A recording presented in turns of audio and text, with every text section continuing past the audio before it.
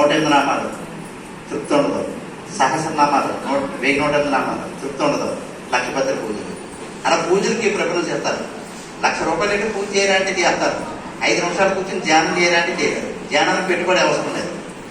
ధ్యానాన్ని పెట్టుబడి కావాలంటే ఎలాగంటే ఏమి పెట్టుబడి అవసరం లేదు. అలా కొంతమంది పూజలకు ఇష్టపడతారు, మంచిదే. మన సనాతన ధర్మంలో, హైందవ మతంలో పూజలకి ప్రిఫరెన్స్ ఇవ్వాలి, విగ్రహారాధన ఉండాలి. అయితే దానితో పరిమితం ఉండిపోవాలి, పెద్దలు చెప్పినటువంటి మాట. ఇంకోటి 2వ స్టెప్ జపం. ఏదో ఇటువంటి గురుమాత గారి దగ్గర మంత్రం తీసుకోవడం, ఆ మంత్రాన్ని అలాగా సర్వకాల సర్వయంత్రియందు మంత్ర జపం చేస్తూ ఉంటాం, జపం చేసుకుంటూ ఉంటాం. జపం తర్వాత 3వది ధ్యానం. ధ్యానం చేయాలి. ఈ 3 చేసినట్లయితే జ్ఞానం అవుతుంది.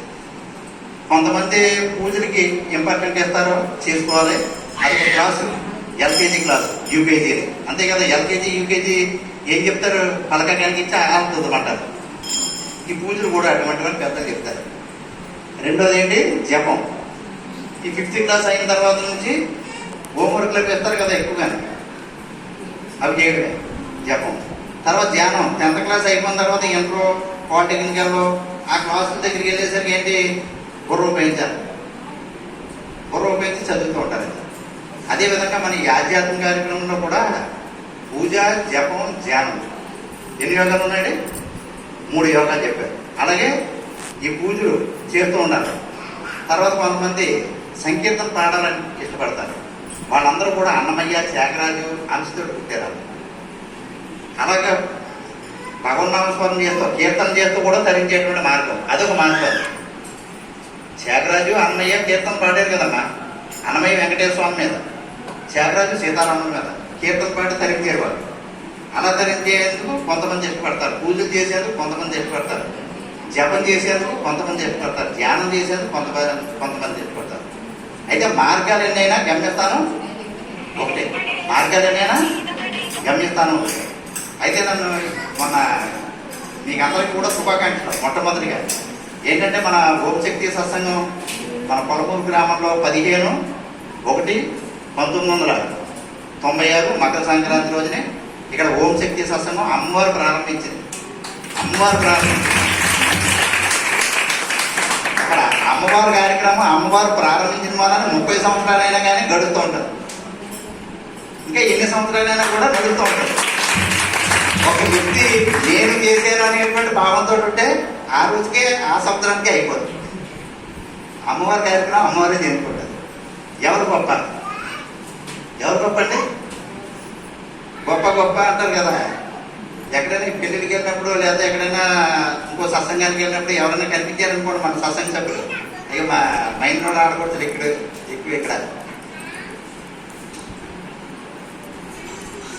అయ్యో మీరు పెట్టారండి, మీరు సత్సంగం ప్రారంభించిన వల్ల నాన్న ఏదో చేసుకుంటామని. ఇక్కడ పెట్టింది నేను కాదు. అందరికంటే గొప్పవాడు ఎవరంటే ఈశ్వరుడు గొప్పవాడు. అవునంటే నాకేం కాదు. మిగతా వాళ్ళందరం కూడా నిమిత్త మాత్రం, మనం అందరం. నేను మాత్రం నిమిత్త మాత్రం. అక్కడ నేను నాది అన్నది ఉండకూడదు. గురుమాత గారు చెప్తున్నారు, నేను నాది అన్నది ఉండకుండా నేను చేశాను, నేను వచ్చాను అనేటువంటి అహంభావంతో కాకుండా భగవంతుడి ఇచ్చింది. ఎవరైనా 10 రూపాయలు చంద ఇచ్చారనుకోండి, 10, 100, 1000 ఎవరితో ఉంది వాళ్ళు ఇస్తూ ఉంటారు. ఏదో కార్యక్రమాలు, గణపతి నవరాత్రులు, దేవి నవరాత్రులు, ఏదో కార్యక్రమానికి, దైవ కార్యక్రమానికి ఇస్తారు కదా. ఆ ఇచ్చినప్పుడు భగవంతుడు ఇచ్చింది భగవంతుడికి ఇస్తున్నాను అనేటువంటి భావంతో ఇవ్వాలి. మహేంద్రుడు సాయి గారు 10 రూపాయలు ఇచ్చారు. నా పేరు సరిగ్గా చదవలేదు, మళ్ళీ చదువు. ఇంకోటి వస్తారు మైగెట్టుకుని, నా పేరు చదవలేదు, మళ్ళీ చదవమంటారు. అలా ఎన్నిసార్లు చదివితే తను జీరోలోకి వెళ్ళిపోతుంది. అంటే వైకుంఠపాలి, ఇక్కడ ఉన్న వాళ్ళందరూ వైకుంఠపాలి ఆడారా, ఆడుతున్నారు. వైకుంఠపాలి గురించి తెలుసా? ఇప్పుడు మరి అన్ని సెల్ ఫోన్లు వచ్చేసాయి కదా. వైకుంఠపాలి అని ఒక చార్ట్ ఒకటి ఉంటుంది, చార్ట్, పెద్ద చార్ట్. వైకుంఠపాలి నిత్యంలో ఉంటాయి, పావులు ఉంటాయి, నిత్యంలో ఉంటాయి, పావులు ఉంటాయి. అలాగే మనలో అహంకారం వచ్చిందనుకో, ఓ పాము మింగేస్తుంది, కిందకు వచ్చేస్తాం. మనలో అహంభావం లేకుండా ప్రేమగా భగవంతుడు సేవ చేసుకుంటున్నాను అనేటువంటి భావంతో ఉన్నాను అనుకో, నిచ్చిరెక్కుతూ ఉంటాయి. అలా 1, 2, 3 నుంచి అలా 99 వెళ్ళిన తర్వాత పెద్ద పాము కాసు కూర్చుని ఉంటుంది. ఏమాత్రం అహంభావంతో ఉన్నామా అప్పుడు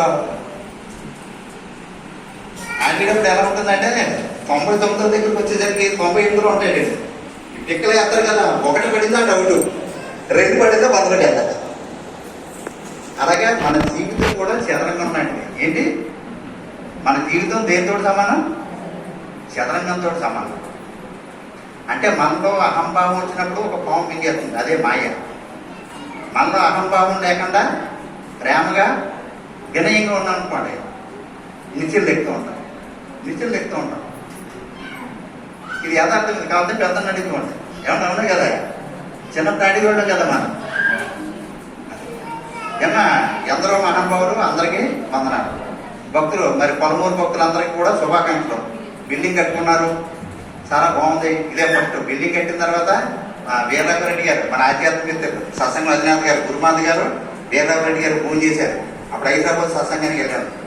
హైదరాబాద్లో ఉండిపోయి వైశాఖ మాసం పౌర్ణమి ఆ సత్సంగానికి వెళ్ళడం జరిగింది. కురుపురం శ్రీపాద శ్రీవల్ల స్వామి 16 సంవత్సరాలు పిఠాపురం నుండి మిగతా టైం ఇక్కడెవరో పట్టించుకోలేదు. కురుపురం వెళ్ళిపోయి రాయచూరు దగ్గర కర్ణాటక. అక్కడ ఆ ప్లేస్లో ధ్యానం చేసుకోవడానికి వెళ్ళాం. ఆ టైంలో పూజ చేశాను వీరరాఘవరెడ్డి. ఇలాగ బిల్డింగ్ ఓపెనింగ్ పెట్టాను. అప్పటికి ఆల్రెడీ వెళ్ళిపోయాను నేను అక్కడికి. కొంచెం ముందు తెలిస్తే ఆగిపోతుంది, వెళ్ళిపోయినా అది ఆ చూస్తానని మళ్ళీ ఎప్పుడోకప్పుడు వస్తానని చెప్పేసి అనడం జరిగింది. ఈవేళ ఒక ప్రత్యేకత ఉందండి. ఏంటంటే చెప్పండి, ఈవేళ ఒక ప్రత్యేకత ఉంది. ఏం చెప్పండి, ఈరోజు ఒక ప్రత్యేకత ఉందమ్మా. తారీఖు ఎంత? 31. ఎన్నో నెల? 5వ నెల. సంవత్సరం ఎంత? మొత్తం అన్ని చెప్పండి. 31 అంటే 3, 1, 4, 5వ నెల అంటే 9, 4, 5, 9, 2025 లెక్క నెంబర్ 9వ సంవత్సరం ఇది.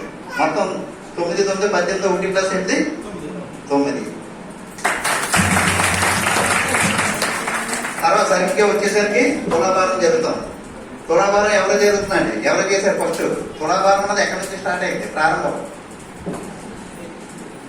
మన చరిత్రలో తులాభారం అన్నది ఎక్కడి నుంచి మొదలైంది? ద్వాపర యుగంలో శ్రీకృష్ణ పరమాత్మ దగ్గర నుంచి స్టార్ట్ అయింది. శ్రీకృష్ణ పరమాత్మ ఎంతమంది భార్యలు? 8 భార్యలు, 80 భార్యలో కోటీశ్వరాలు ఎవరు? సత్యభామాదేవి. దేవి అన్నది భూదేవి కదా ఆవిడ. సత్యభామ అంటే ఎవరు? భూదేవి. రుక్మిణీదేవి అంటే లక్ష్మీదేవి, శ్రీదేవి.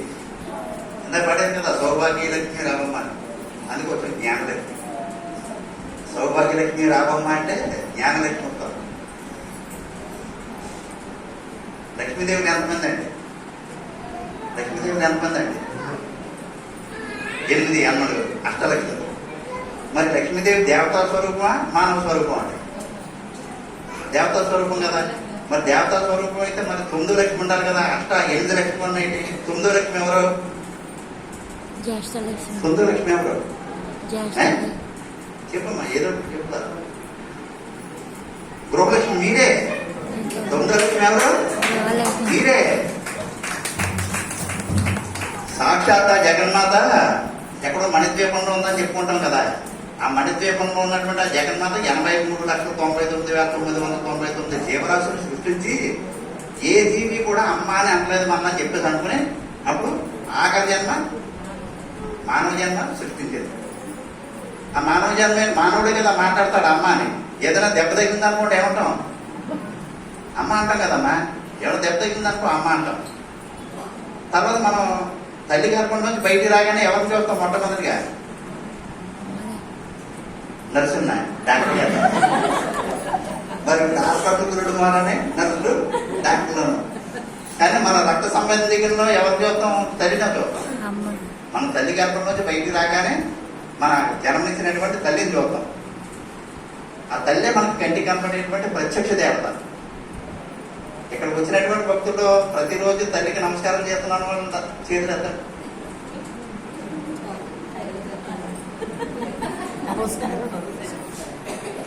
ప్రతిరోజు కూడా మనం ఓంకారం చేసిన తర్వాత ఏమన్నా మాతృదేవోభవాన్ని. ఋగ్వేదం, యజుర్వేదం, సామవేదం, అధర్వేదం, 108 ఉపనిషత్తులు, బ్రహ్మసూత్రాలు అన్నింటిలోనూ కూడా మహాత్ములు అందరూ కూడా, ఋషీశ్వరులు అందరూ కూడా మాతృదేవోభవాన్ని తల్లికి మొట్టమొదటి స్థానం ఇచ్చారు.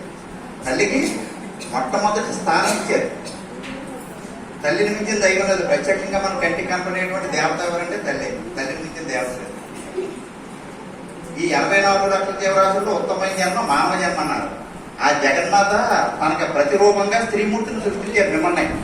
ఆది పరాశక్తి ఎవరంటే మీరే. లక్ష్మీదేవి ఎవరంటే మీరే. సరస్వదేవి ఎవరంటే మీరే. ఆ పెళ్లి చేసుకున్న తర్వాత భర్త మీరు చెప్పిన మాట విన్నారనుకోండి, శాంతంగా ఉంటారు సరస్వదేవి. మీరు అడిగింది కొన్ని ఇచ్చారనుకోండి, లక్ష్మీదేవిలో చిరునవ్వు నవ్వుతూ ఉంటారు. మీరు చెప్పినట్టు ఆడ ఏమలేదు అనుకోండి, కాడికదే భద్రకాడి అయిపోతుంది. 3 మీరే. 3 ఎవరు? మీరే. ఇచ్ఛాశక్తి, జ్ఞానాశక్తి, క్రియాశక్తి. ఇచ్ఛాశక్తి, జ్ఞానాశక్తి, క్రియాశక్తి 3 మీరే. రజోగుణం, తమోగుణం, సత్వగుణం అన్ని మనలోనే. ఈ 3 మనం రజోగుణం, తమోగుణం తగ్గించుకుని సత్వగుణంతో ఉన్నాం. ఏ గుణం అండి? సత్వగుణంతో. తర్వాత మనకి అష్టాదశ శక్తిపీఠాలు ఎన్నండి? అష్టాదశ శక్తిపీఠాలు ఏమా చెప్పండి, పర్లేదు. నేను ఏమా ఇలా చేసరికి తప్పు చెప్పాను ఆలోచిస్తున్నారు. చెప్పేది పర్లేదు, నాకు తెలియదు. మిమ్మల్ని అడిగి నేను నేర్చుకుని చెప్తున్నాను. అష్టాదశ శక్తిపీఠాలు ఎన్నమ్మా? 18 పీఠాలు. 18 పీఠాలకి మనకి దగ్గరలో ఉన్నటువంటి పీఠం ఏముంది? ద్రాక్షారామ అమ్మవారి పేరేంటి? మాణిక్యమ్మ అమ్మవారు. రెండో పీఠం పీఠాపురం పురిహితి అమ్మవారి పీఠం. 2 పీఠాల మయా నుండి ఈ పీఠం. మనకి ఇలా తూర్పుగా కూర్చున్నాం అనుకోండి. తూర్పుగా కూర్చున్నారు కదా అందరం. మీరు అందరూ తూర్పుగా కూర్చున్నారు. ఈ తూర్పు ఎప్పుడు ఉన్నటువంటి కుడివైపు ద్రాక్షారామ ఉంది మాణిక్యమ్మ. అంటే మీ కుడివైపు చెప్తున్నాను. ద్రాక్షారామ మాణిక్యమ్మ అమ్మవారు. ఎడ పక్కన పీఠాపురం పురిహితి అమ్మవారి పీఠం. మీ ఎదురుగా విజయదుర్గ అమ్మవారు. మన ఓం శక్తి మాట. అయితే ఎంతో మంది భక్తులు ఉన్నారు. మనం పుట్టక ముందు, పుట్టిన తర్వాత, మనం కాలం చేసిన తర్వాత కూడా ఎంతో మంది భక్తులు పుడుతూ ఉంటారు, చనిపోతూ ఉంటారు. భక్తులు పుడుతూ ఉంటారు, చనిపోతూ ఉంటారు. డైరెక్ట్ అమ్మవారితో ఎవరైనా మాట్లాడారా? ఇప్పుడు మన దగ్గర సత్సంగం పెట్టుకుని 30 సంవత్సరాలు అవుతుంది కదా, సుమారుగా 30 సంవత్సరాలు అవుతుంది. ఎవరైనా అమ్మవారితో డైరెక్ట్గా ఎవరైనా మాట్లాడారా? ఈ ఊళ్ళోనే కాదు, మొత్తం మన భారతదేశం మొత్తం కదా అమ్మవారితో డైరెక్ట్ మాట్లాడినటువంటి మహాపురుషుడు ఎవరు? కలకత్తాలో రామకృష్ణ పరమహంస డైరెక్ట్ కాళికాదేవితో మాట్లాడేవాడే.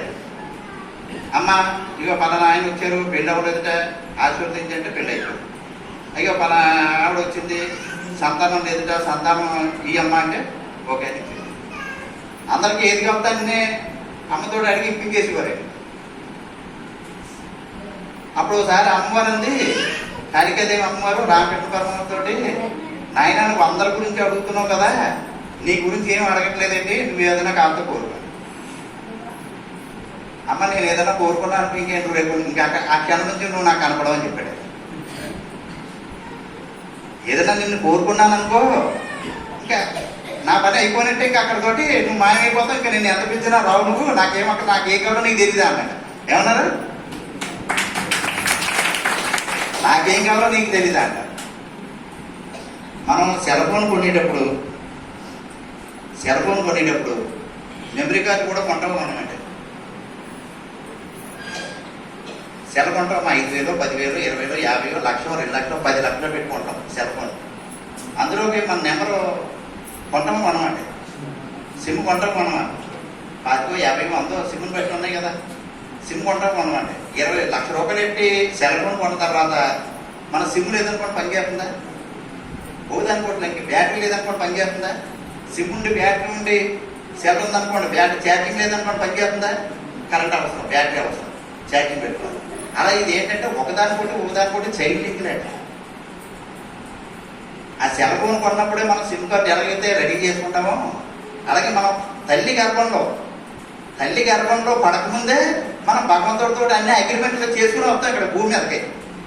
నా తల్లి పలానా, నా తండ్రి పలానా, నేను పలానా అత్తారింటికి వెళ్ళాలి, ఇక పలానా గురుమాత గారు గురువు కింద ఉండాలి, నేను పొలమూరులో పుట్టాలి.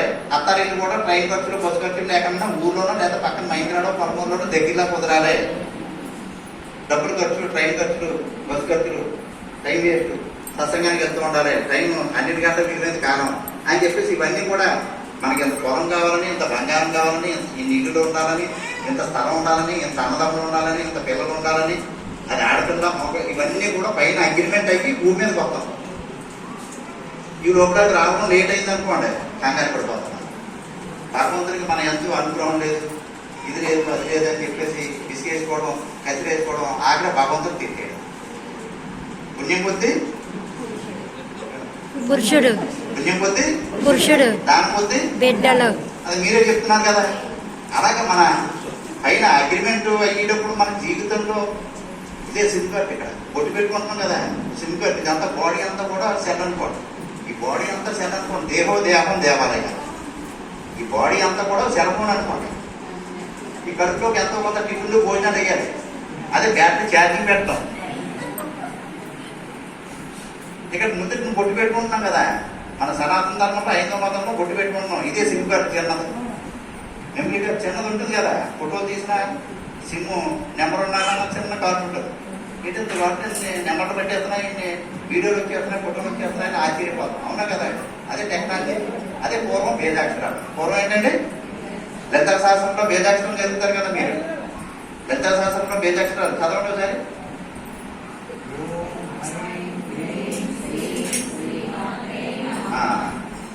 ఓం తర్వాత అక్షరం ఏంటి? జాగ్రత్తగా పలకాలి. అది గమనించండి మాట్లాడు. ఓం హైం అంటారు. హైమావతి పేరు ఉంటుంది కదా, హైమావతి అది వస్తుంది మీ నోట్లో వచ్చి స్వరం, అది వస్తుంది కానీ అది రాకూడదు.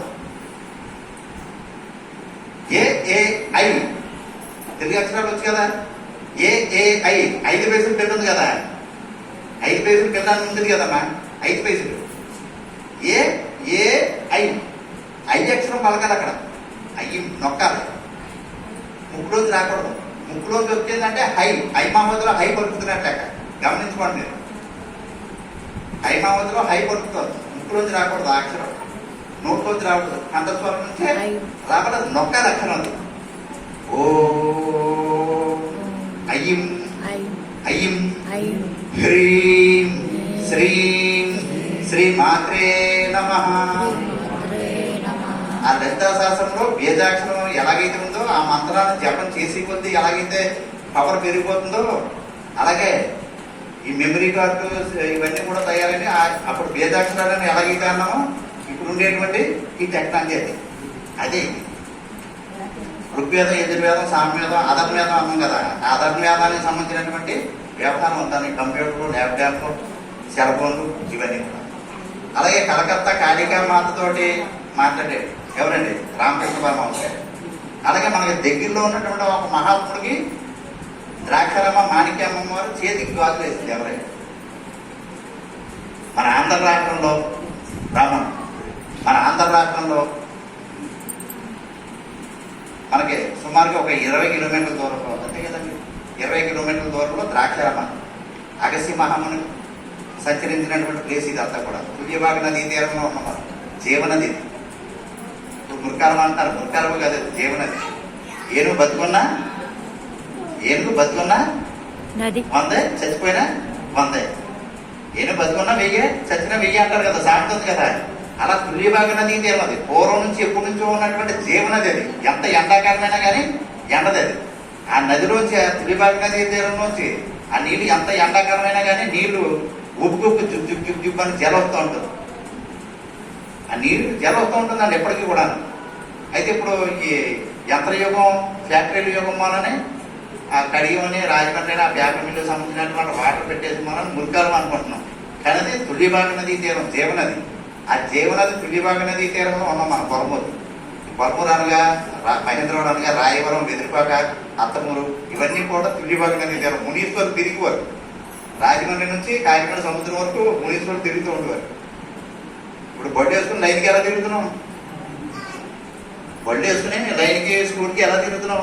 టిక్కు టిక్కు టిక్కు టిక్కు అలాగా నడుచుకుంటూ వచ్చేవారు. రాజమండ్రి గోదావరి నుంచి ఈ తుల్యభాగ నదీ తీరంలో పోలండి, కాకినాడ సముద్రానికి వెళ్ళి స్నానం చేసి మళ్ళీ అక్కడక్కడ మధ్యలో వేసుకుంటూ ఉండేవారు. అలాగే అంత పవిత్రమైనటువంటి స్థానంలో మనం ఉన్నాం ఈ పొలమూరు గ్రామంలో, తుల్యభాగ నదీ తీరంలో ఉన్నాం. ఒకటి. రెండోది ద్రాక్షారామ అంటే అగస్త్య మహాముని సంచరించినటువంటి ప్లేస్. దక్షిణ కాశీ వ్యాస భగవానుడు వచ్చి చేసిన వలనే దక్షిణ కాశీ అని పేరు. ఈ దక్షిణ కాశీలో మన మాణిక్యాంబ అమ్మవారు ఒక అవధూతకి, ఒక మహానుభావుడికి గాజు తొడిగింది. ఆయన గొల్లలమావుడు జే నారాయణ. ఎవరంటే గొల్లలమావుడు జే నారాయణ స్వామి గారు. ఆయన పాలకొల దగ్గర దుడ్డుకూరులో 12 సంవత్సరాలు బాలుడి కింద కనిపించాడు. కొండా కోట్లింగం గారికి వాళ్ళ పశువుల పాకలో ఉండేవారు. ఆయన దగ్గరికి ఎవరైనా వచ్చారనుకోండి, ఏదైనా సమస్య వచ్చారనుకోండి, వాళ్ళు నోరు తెరిచి అడగకుండానే వాళ్ళ సమస్య ఏంటో చెప్పేసేవారు. వాళ్ళు నోరు తెరిచి అడగకుండా సమస్య ఏంటో చెప్పేసేవారు. ఇలా మట్టి తీసుకుని ఎలాగని నీ పని అయిపోయింది వెళ్ళిపోవాలి. ఇదే మనం నోరు తెరిచి ఏం అడగలేదు, నీ పని అయిపోయింది వెళ్ళిపోని చెప్పేసి అంటున్నారు ఏంటి అనుకున్నాను. ఎందుకు ఎవరు దేనికి వెళ్ళేవాడు? ఏమన్నా మా అమ్మాయి పెళ్ళిడికి వచ్చింది, ఎన్ని సంబంధాలు చూసినా కానీ కుదరట్లేదు అని చెప్పేసి అడగదామని వచ్చాడు. కొత్త స్వామి నీ పని అయిపోయిందని వెళ్ళిపోవాలి. ఇంటికి వచ్చేసరికి పెళ్లి సంబంధం రెడీగా ఉంది. అలా ఏదైతే అది ఏ సమస్య అయితే ఆ సమస్యతోనే అలా క్లియర్ చేసుకోవాలి. ఆ కొండా కోట్లింగం గారు పశువుల పాకం ఉంటా. తర్వాత కొన్ని రోజులకి ద్రాక్షారామం వచ్చి రామచంద్రపురానికి కొన్ని రోజులు ఉన్నారు. రామచంద్రపురం కోట, రామచంద్రపురం రాజుగారి కోట పక్కనే గ్యాస్ కంపెనీ పక్కన ఉండేవారు. ఆ తర్వాత ద్రాక్షారామ రుద్రభూమిలో ఉండేవారు. అప్పుడు మాణిక్యమ్మ అమ్మవారు కనపడి, నారాయణ నువ్వు ధవళేశ్వరం వెళ్ళి అక్కడ సంతానం వేణుగోపాల స్వామి గృహ ఉంది, ఆ గృహంలో తపస్సు చేయి నారాయణ సాధించు అని చెప్పేసి మాణిక్యమ్మ వారు చెప్తే, అప్పుడు ధవళేశ్వరం వెళ్ళి అగస్త్యమహాముని ఆశ్రమం ఉందండి, అగస్త్యేశ్వర స్వామి ఆశ్రమం పైన ఆ కొండ మీద తపస్సు చేసుకుని మళ్ళీ ద్రాక్షారామం వచ్చారు. వచ్చిన తర్వాత నారాయణం సాధించిన తర్వాత ఏమందంటే ద్రాక్షారామ మాణిక్యమ్మ అమ్మవారు, నారాయణ నువ్వు ఈశ్వరుడు యొక్క స్వరూపం. ఎవరి స్వరూపం? ఈశ్వరుడు యొక్క స్వరూపం. తర్వాత నా స్వరూపం కూడా నువ్వు అర్ధనాథీశ్వరుడు, నీకు నాకు భేదం లేదు అని చెప్పేసి ద్రాక్షారామ అమ్మవారు మాణిక్యమ్మ అమ్మవారికి చేరుకున్నటువంటి గాజులు తీసి జేజేనారాయణ స్వామి వారికి చేతితో ఇది ఎప్పుడో జరిగిన యుగాల క్రితం జరిగింది అన్నట్టు. కేవలం ఒక 110 సంవత్సరాల క్రితం జరిగినటువంటి వ్యవహారం. ఆ తర్వాత గొల్లల మావిడాడు భక్తులు, గొల్లల మావిడాడులో అనేక రకాలుగా గొడవలతోటి దెబ్బలాటతోటి కొట్టేసుకోవడం, ఇచ్చేసుకోవడం, చంపేసుకోవడం. ఈ గొడవలు అయితే ఏడు మన ఊరు ఇలా దొరకడింది, శాంతి లేదు, బయటికి వెళ్దామంటే ఇబ్బందులు. ఇదివరకు ఆడాడు మగాడు కూడా బయటికి వెళ్ళవలసి వచ్చింది. ఇప్పుడులాగా ఏసీ రూమ్లు, ఎటైతే బాత్రూమ్లు, మెట్ల కింద బాత్రూమ్లు లేవు. ఆడాడు మగాడు బయట రూమ్కి వెళ్ళవలసిందే. బయటికి వెళ్ళడానికి బయట ఉంటున్నారు అనుకున్నాను. ఎలాగరా బాబు ఏంటి అని చెప్పేసి అనుకుని ఓ మహాపుణ్ణి మన నాదపట్నం త్రినాథుడి గారు అంటే గురువు గారు ఒక ఆయన కనపడితే, ఏమన్నా మా ఊరు ఎలా ఉంది ఏంటి ఏం చేయాలంటే, పలానా చోట ద్రాక్షారామ రామచంద్రపురం ఆ సర్కిల్ ఒక ఆయన తిరుగుతున్నాడు సాధు గారు, ఆయన తీసుకొచ్చి మీ ఊళ్ళో పెట్టుకుంటే మీకు మంచి జరుగుతుందని చెప్పేసి సలహా ఇస్తే, అప్పుడు ఆయన దగ్గరికి వెళ్ళి అడిగితే ప్రతి ఇంటి మీద జయనారాయణ ఆయన రాయించు, ధనుర్మాసంలో వస్తాను నేను మీ ఊరు అని చెప్పేసి అంటే ప్రతి ఇంటి మీద జయనారాయణ. అప్పుడు జనవరి 8వ తారీఖుని ఆయన ఆ ఊరు రావడం జరిగింది. గొల్లల మావిడాడు ఆ వచ్చిన దగ్గర నుంచి కూడా ఆయన రోజు 2 కొంచాలు అన్నం ఉండి కుక్కలకి కాపులకి యాత్రికులకి దారంటేళ్ళ వాళ్ళకి అందరికీ అన్నదానం చేసేవాడు. ఎవరి దగ్గర రూపాయి తీసుకునేవాడు కాదు. లేదండి, ఎవరి దగ్గర రూపాయి తీసుకునేవాడు కాదు, అడిగేవారు కాదు. ఎవరైనా డబ్బులు అక్కడ పెడితే పట్టుకెళ్ళిపోవాలని పంపించేసేవారు. కానీ రోజు 2 కొంచాలు బియ్యం అన్నం ఉండి కుక్కలకి కాపులకి అన్నదానం చేసేవారు. ఆ బియ్యం కొనడానికి ఆ రోజుల్లో 5 రూపాయలు 6 రూపాయలు అయ్యింది. ఇప్పుడు బియ్యం అంటే వచ్చేస్తున్నాయి కదా, కోట బియ్యం ఫ్రీ సెంట్రల్ గవర్నమెంట్ రేపు నుంచి మొదలు. బియ్యం ఎలా తీసుకోవడం, బియ్యం కొంటామని అవుతారు, బియ్యం అడిగించాడు. తినేది లేదు, ఏది లేదు. బాబు మాకు కోట కార్డు లేదు, ఎర్ర కార్డు పెద్ద కార్డు చేశారు, చిన్న కార్డు చేయండి బియ్యం వస్తాయి, చిన్న కార్డు చేయండి బియ్యం వస్తాయని పంచాయతీ కోర్టు పెట్టి తిరుగుతాం. ఆ బియ్యం కార్డు తెచ్చుకుంటున్నాం, చిన్న కార్డు. ఆ బియ్యం ఎలా తెచ్చుకుంటున్నాం, సాయంత్రం వచ్చి ఎక్కడ బియ్యం కొంటామని ఇచ్చేస్తున్నాం. పుట్టిన వస్తున్నాయి బియ్యం అన్నారు. ఇదివరకు కిలో 2 రూపాయలు ఉండేది 83లో, తర్వాత 3, 3.5, 4 మళ్ళీ ఇప్పుడు ఫ్రీ అయిపోయింది. ఈ బియ్యం మనకు ఉత్తిరేస్తున్నారు, కొనుక్కుంటున్నాం, మళ్ళీ అమ్మేసుకుంటున్నాం. 50 రూపాయలు వస్తున్నాయి, గాజులు కొనుక్కోవచ్చు, జాకెట్ కొట్టు కొనుక్కోవచ్చు అని ఆలోచిస్తున్నారు తప్ప కొన్ని రోజులకు మనం రాస్తున్నాం పెద్ద గుండు సున్నా అవుద్దని ఆలోచించట్లేదు. ఏ ప్రభుత్వం వచ్చినా సరే మన దేశం, మన రాష్ట్రం మనమే బాగు చేసుకోవాలి. డబ్బులు వస్తే ఓట్లేసి ఉచిత పథకాలకు మనం అనబడి పడి చేసినట్లయితే తర్వాత ఏమవుతుందంటే మన తీసుకుని కోసం మనమే పడతాం. పెద్ద చెప్తున్నారు అనుభవించు, ఈ పార్టీ ఆ పార్టీ అని కదా, ఈ పార్టీ ఆ పార్టీ అని కాదు, ఏ పార్టీ వచ్చినా వాళ్ళు ఓట్ల కోసం వెలిగించి రెడ్డి వెలిగించి ఓట్లు వేసుకుంటారు, ఉచిత పథకాలు పెడతారు. అలాగే అప్పులు చేసి ఇప్పుడు నేనే ఉన్నా మా ఇంటికి యజమాని, ఏ పని చేయకుండా ఇంట్లో కూర్చుని వీరనగరెడ్డి గారి దగ్గర 10,000, గురుమాత గారి దగ్గర 50,000, ఇంకో దగ్గర 10,000 అలా తీసుకుని ఇంట్లో కూర్చుని తినేస్తున్నాం అనుకోండి.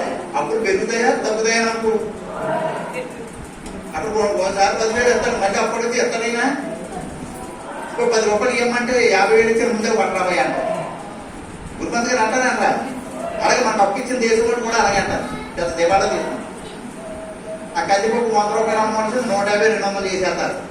పామాయిల్ 60-70 రూపాయలు ఉన్నది, ఇప్పుడు ఎంత 120. ఇలా రేట్లు పెంచేసి మన మీద మనకే గుంటు వేస్తారు.